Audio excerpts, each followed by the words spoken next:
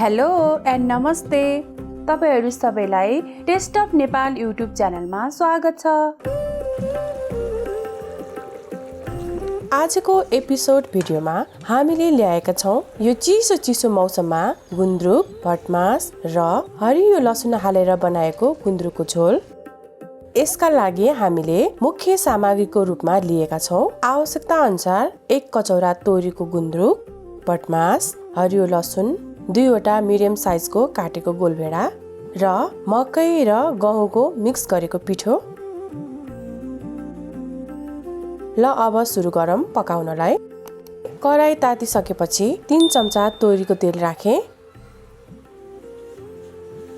तेल तातिसकेपछि यहाँ राखे 1 चम्चा जिराको दाना। त्यसपछि राखे सुकेको 2 वटा रातो खुर्सानी। अब यसमा राखे भटमास र यसलाई करिब 1 मिनेट जति मिडियम हिटमा चलाउँदै फ्राई गर्नुपर्छ।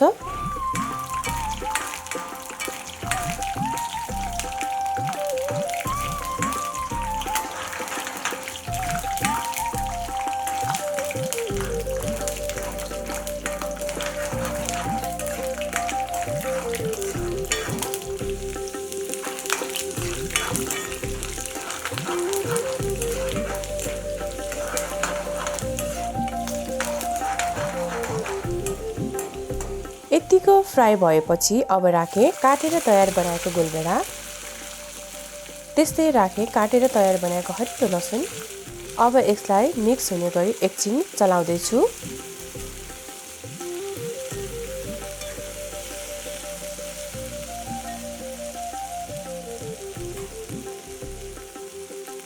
अब राखे स्वाद अनुसार नुन,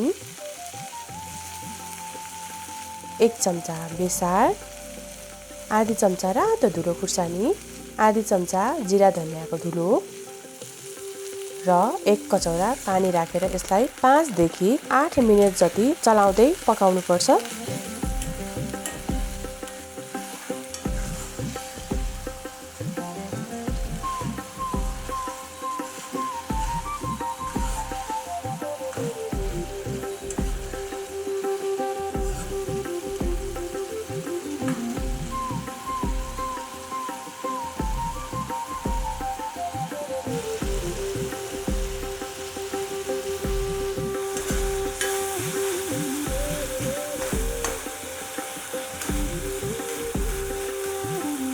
गोलभेडा र हरियो लसुन यतिको गल्ने गरी पाकिसकेपछि अब हामी राख्दैछौँ 3 चम्चा मकै र गहुँको मिक्स गरेको पिठो। अब यसलाई राम्रोसँग मिक्स हुने गरी चलाउँदै पकाउनु पर्छ।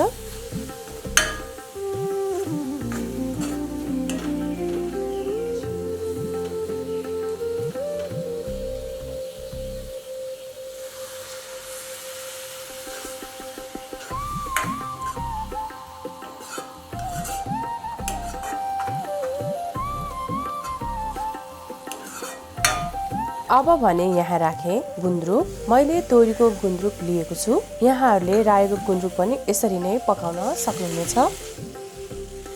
यसलाई पनि मिक्स हुने गरी चलाएर आवश्यकता अनुसार पानी राखेर मिडियम फ्लेममा 5 मिनेट चलाउँदै पकाउनु पर्छ।